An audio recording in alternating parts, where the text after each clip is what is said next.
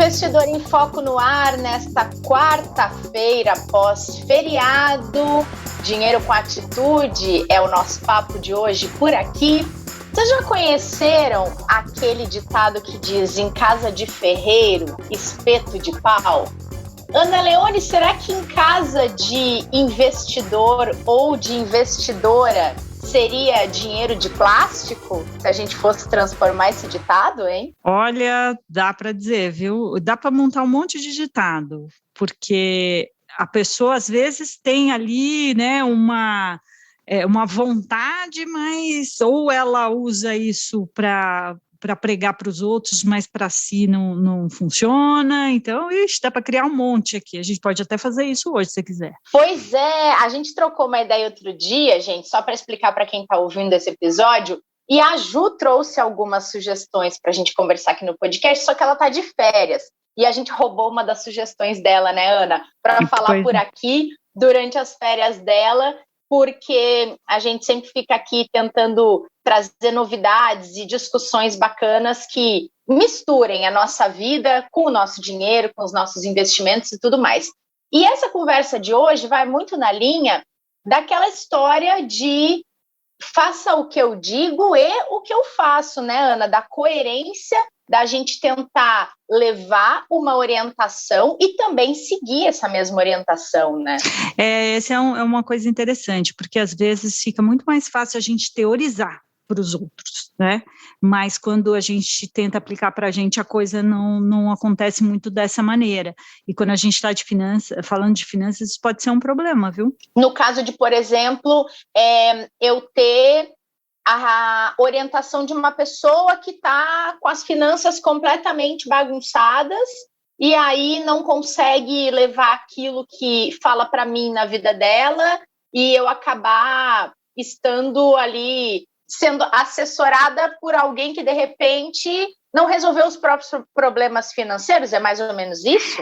Se a gente pegar analogias de outros segmentos, ficam mais evidentes, porque muitas vezes quando a gente está falando de dinheiro, como é uma coisa mais etérea, assim, não é tão palpável, a gente não consegue ver esses equívocos ou essas armadilhas da mente. Então, é a mesma coisa da gente ir num pneumologista e encontrar com ele fumando na nossa frente. A gente vai falar: escuta, ele cuida do meu pulmão, mas não cuida do próprio pulmão. Ou a gente ir a um nutricionista e logo de cara ali na recepção a gente já vê um consultório cheio de balas, doces, e coisas que, em geral, não são recomendadas para uma boa alimentação. E é curioso porque já me perguntaram isso uma vez, e foi tão engraçado, porque era num processo de mentoria que eu estava fazendo, que a gente fez aqui, né, no podcast, e eu estava fazendo com um grupo, e aí me perguntou assim: Ana, mas como é que eu posso, assim, acreditar na recomendação de alguém sobre investimento se a pessoa tem os seus próprios problemas financeiros? E eu achei bem interessante essa pergunta, porque, assim, no final das contas, a gente sempre diz que a gente aprende, que a melhor forma da gente ensinar é a gente fazendo alguma coisa. Para a gente convencer alguém de alguma coisa, a gente tem que praticar essa coisa, porque às vezes o discurso é uma coisa, a teoria é uma coisa, mas quando a gente está falando de aplicar, acaba sendo mais difícil. Então, foi difícil justificar para essa pessoa do contrário: não, olha, faz sentido, não é bem assim. Porque a gente acaba, se a gente pensa unicamente nisso, que um profissional da área, ele é absolutamente coerente com a vida dele, naquele mesma temática que ele trabalha, a gente também, primeiro, a gente está esperando algo de uma pessoa que não é verdade, porque do outro lado tem um ser humano, e também, se é tão evidente ou se é tão gritante a questão, acaba a gente não criando o vínculo de confiança que a gente precisa. Então, embora possa fazer sentido a gente fazer esse julgamento das pessoas que falam uma coisa e praticam outra, de verdade não faz muito, porque a gente não pode olhar a coisa de uma maneira tão radical ou tão linear. se eu sou um médico, eu não posso fumar, se eu sou uma nutricionista, eu não posso comer chocolate, e se eu sou um assessor financeiro, eu não posso escorregar de vez em quando. Essas pessoas são pessoas, então elas têm os seus próprios dilemas, suas próprias fragilidades, e uma coisa interessante, a percepção de risco é distinta. Quanto mais a gente pensa que está no controle da situação, mais a gente corre o risco de errar o pé. Então, quando a gente está falando aqui de profissões que que mexem com o sentimento, que é o caso do médico, que é o caso de um assessor de investimento, que tudo que envolve muito sentimento, a gente corre o risco de ser ainda mais evidente esse comportamento. Então, quando a gente olha aí na literatura comportamental, ela traz inúmeros livros que explicam por que a razão e a emoção se misturam tanto, principalmente quando o assunto é gestão de finanças. Primeiro, as pessoas têm esse excesso de confiança, é mais fácil a gente avaliar a condição do outro do que a nossa mesmo, isso serve para a condição física, para a condição mental, para a condição financeira, né? Um psicólogo certamente faz terapia também.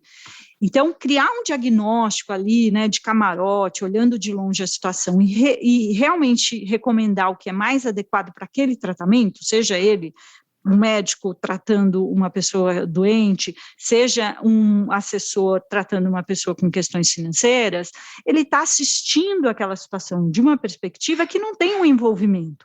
Agora, quando o assunto é o próprio dinheiro ou a própria saúde, aí a gente muda de lado, né, da mesa, a gente senta ali e passa a ver as coisas de outra perspectiva, e a gente tem as mesmas dúvidas, os mesmos questionamentos do que qualquer pessoa. Então, é um momento em que a gente olha para a gente mesma e a gente até se julga e tem até uma régua mais elevada de exigência, porque as fronteiras estão borradas. Poxa, eu consigo falar para o meu cliente investir numa carteira diversificada, de longo prazo, mas eu coloco meu dinheiro ali de maneira conservadora porque eu morro de medo. Então, a emoção e razão, de novo, bagunçam um rolê aí. É verdade. E às vezes não é nenhuma questão também, né, Ana, de adequar o que a pessoa está indicando para o cliente dela na sua própria vida, em termos de que tipo de investimento, o que é recomendado para aquele perfil, que são pessoas diferentes, mas ao menos de tentar buscar orientações que ela faria para qualquer cliente a respeito do seu próprio planejamento, né? Não coisas que dependem de cada um, mas às vezes, assim, é um exercício de conseguir fazer o que eu estou recomendando na minha própria vida financeira também. E tem uma coisa que você falando, me veio uma coisa na cabeça também da gente tentar olhar do outro lado essa história, porque se também esse profissional, né, seja um médico, mas vamos focar aqui numa pessoa que trabalha com finanças, se ela também não conseguir abstrair os seus problemas, as suas dores, as suas questões de uma relação profissional, isso fica muito difícil, porque pensa numa pessoa que não tem essas questões, que seja aquela pessoa assim que podemos chamar de perfeita ali, né? Ela pensa racionalmente nos seus investimentos. Esse nível esse padrão que essa pessoa tem pode também ser um problema na hora que ela está conversando com seus clientes. Por quê? Não porque ela não vai ter empatia alguma, gente, porque todo mundo tem as suas questões financeiras, e assim, eu já presenciei casos de pessoas assim, falando, não, mas como assim a pessoa não consegue diminuir as despesas? Não, é muito difícil mesmo, é um processo, não é uma decisão matemática. Às vezes, quando a gente também não tem o comportamento, ele é borrado, né, gente? Ele é misturado. Então, se a gente não leva isso se a gente não consegue ter clareza disso, a gente pode errar a mão aí. Então, nem de um lado nem do outro é uma coisa positiva. E eu vou contar uma história para você. Pois é, ia falar. Conta essa história para gente.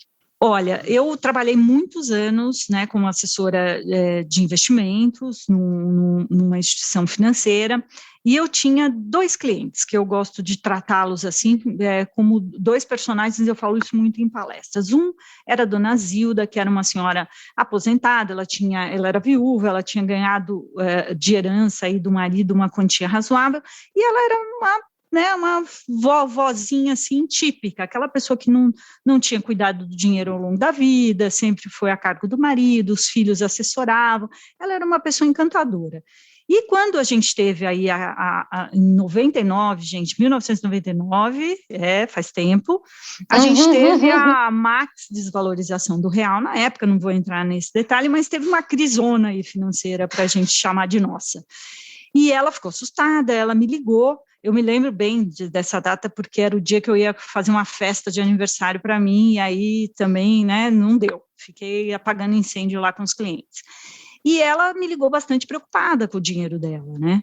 E eu falei, não, dona Zilda, tá tudo tranquilo. Aí expliquei lá, né, qual a estratégia que a gente tinha adotado, e realmente a gente tinha feito aí um bom movimento para aquela situação de mercado.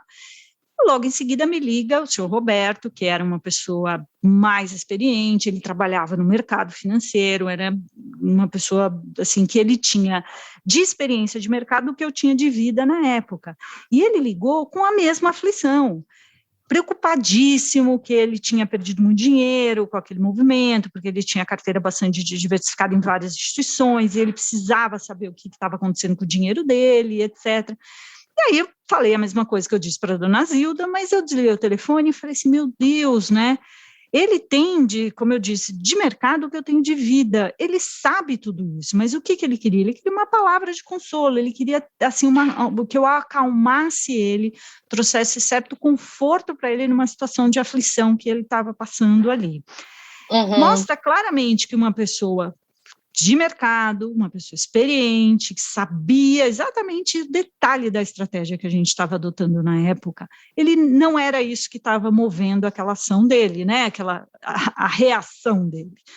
E então isso mostra que não necessariamente por sermos profissionais do mercado, a gente vai ter uma relação que seja difícil como de qualquer um no mercado também. Obviamente que a gente pode ter aí algumas vantagens pelo ofício, mas ainda assim por trás tem um ser humaninho aí, né, gente? Que, na verdade, em relação à maioria do cliente dele, esse ser humano tem mais conhecimento, né, Ana? Mas ele continua tendo as próprias emoções e ele vai enfrentar dilemas que talvez os clientes também enfrentem. E a gente acha isso também, né? Que o conhecimento, ele é suficiente para uma mudança de comportamento e não é. Quando a gente está falando das nossas decisões, do nosso dinheiro, a coisa muda completamente de figura. Então, por mais que a gente leia ali uma cartilha certinho do que tem que fazer, não é assim. A emoção vai passar na frente da razão e vai tomar conta do cenário. E o perigoso também, por outro lado, é quando a gente tem também um excesso de confiança. Então, a gente acha também que está amparado por tudo que a gente precisa de informação, e aí a gente fala, não, eu estou no controle da situação, é o tal do excesso de confiança, que é um viés que ele é perigosíssimo e poderoso no nosso processo de tomada de decisão, e a gente até acaba desenvolvendo aí uma certa arrogância de achar que a gente está no controle da situação. Então, não, eu sei investir, eu sei o que eu estou fazendo, não, eu trabalho com isso, eu tenho clareza, eu tenho absoluta certeza de que o meu orçamento está sob controle.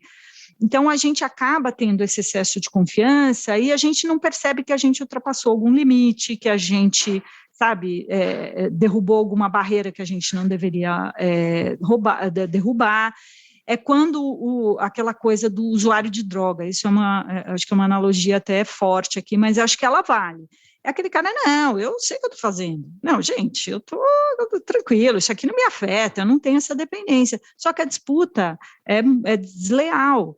A gente está falando de alguma coisa que move, de fato, a tua capacidade de tomar de decisão, ela pode te viciar. E trazendo isso para o mundo dos investimentos, o mercado, ele é dinâmico, ele é cíclico, se tem uma pessoa de um lado ganhando, tem a outra do outro lado perdendo.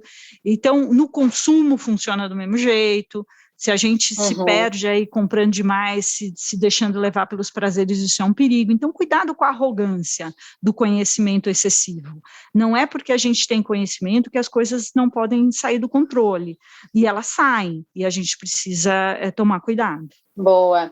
E diante dessa questão, falando um pouco da arrogância, um pouco da pessoa fazer a própria reflexão em relação à sua finança e não achar que porque ela conhece, ela sabe tudo, está tudo sob controle, que ela pode escorregar, né?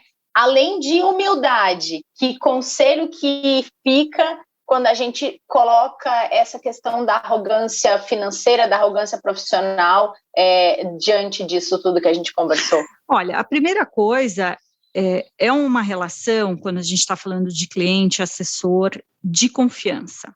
E tem uma coisa de bater o santo mesmo, né? De que às vezes com uma pessoa dá certo, com outra não dá, como uma terapia, como um médico.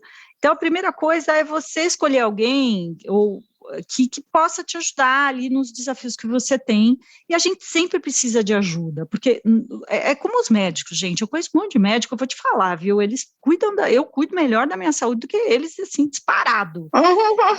Nossa, assim, às vezes eu vejo, eu falo assim, você não foi fazer exame? Não, imagina, a pessoa fica dentro do hospital, assim, é só ela mesma pegar ali, furar, tirar o sangue e fazer o exame. A gente sempre precisa de alguém para cuidar das coisas que, às vezes, nós mesmos somos especialistas.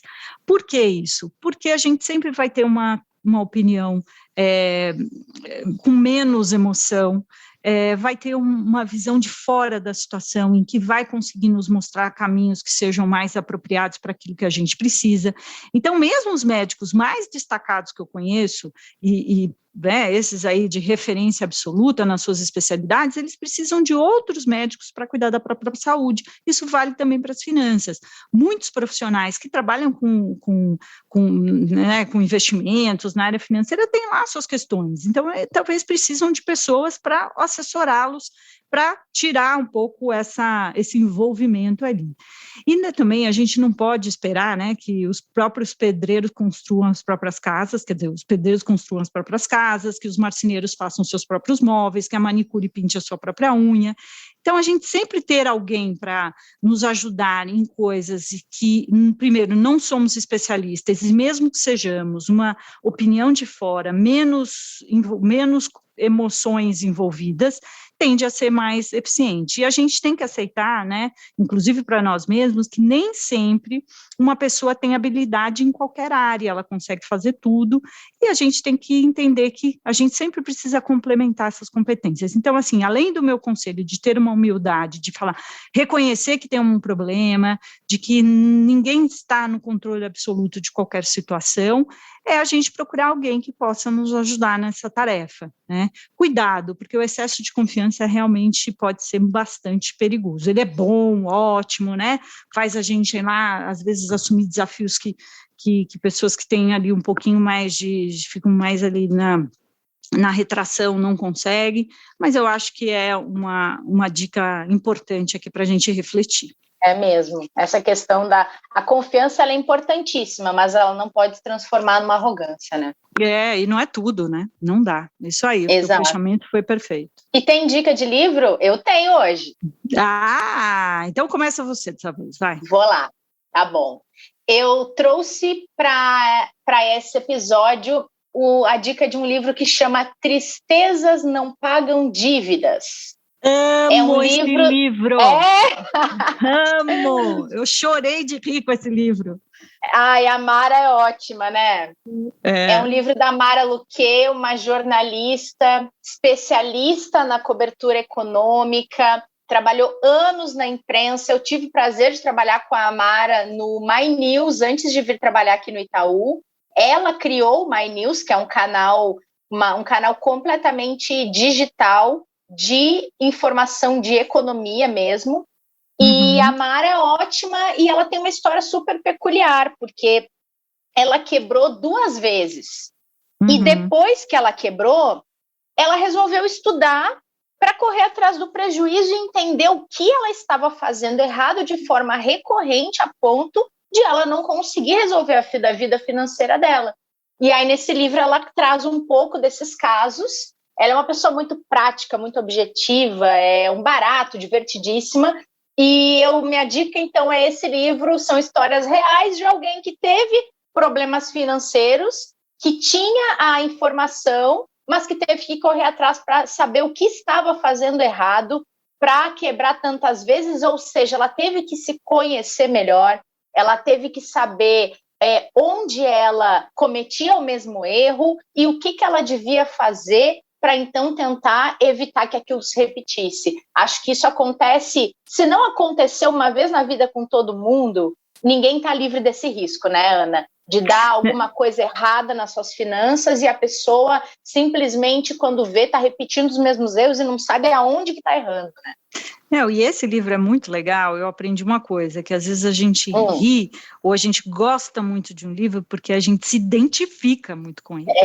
E esse livro, gente, é engraçadíssimo. Eu chorei de verdade da risada. Assim, eu não vou dar spoiler do livro porque vocês têm que ler mesmo, mas eu chorei de dar risada. Chorei, porque eu falei, meu Deus, e aí é uma prova de tudo isso que a gente falou mesmo, de como o conhecimento não é necessário, quer dizer, não é o suficiente para cuidar das nossas próprias questões.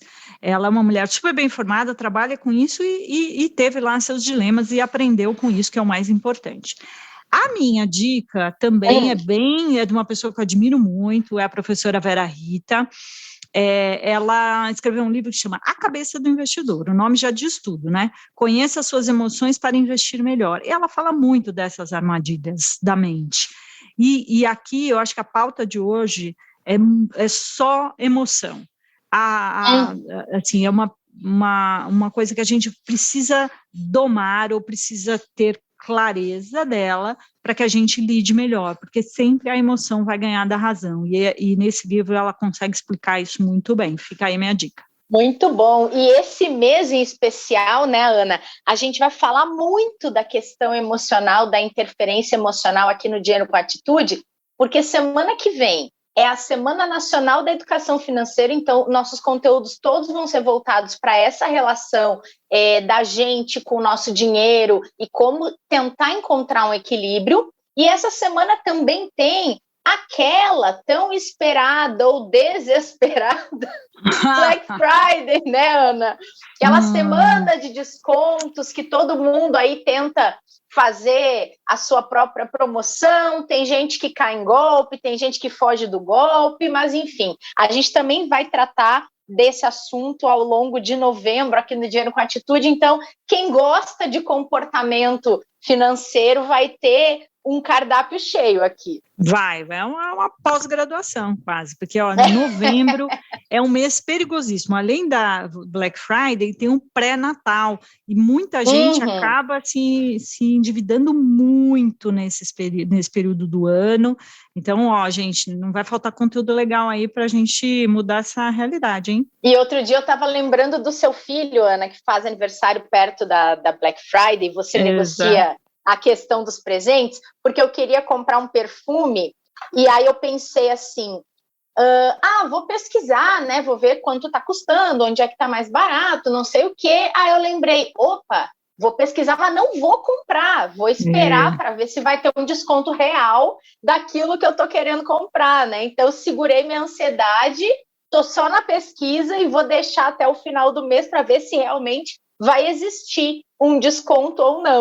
Isso é um expediente legal, dando um spoiler já, hein, gente, para vocês. Isso é um expediente legal. Pesquisem o que vocês querem, até para ficar de olho naquelas coisas que acontecem por aí, infelizmente, depois a gente pagar metade do dobro. Então, faz uma lista do que quer, já pesquisa os preços, porque isso pode ser aí uma vantagem para aí sim aproveitar oportunidades, se for o caso. É verdade.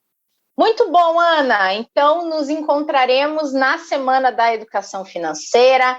Bom restinho de semana para você e até a próxima. Até, gente. Um beijo. Outro. E obrigada a todo mundo que acompanhou este Dinheiro com Atitude, cheio de reflexões. A gente volta nesta quinta-feira para falar de cenário econômico e mudanças nas projeções econômicas para este ano e também para o próximo. Não percam. Para saber lidar com o dinheiro, é preciso sim ter muita atitude. Por isso, todas as quartas-feiras temos um encontro com a Ana Leone, uma das mulheres mais influentes do mercado financeiro, e em conjunto vamos desvendar as diversas faces da sua relação com o dinheiro. Vem com a gente!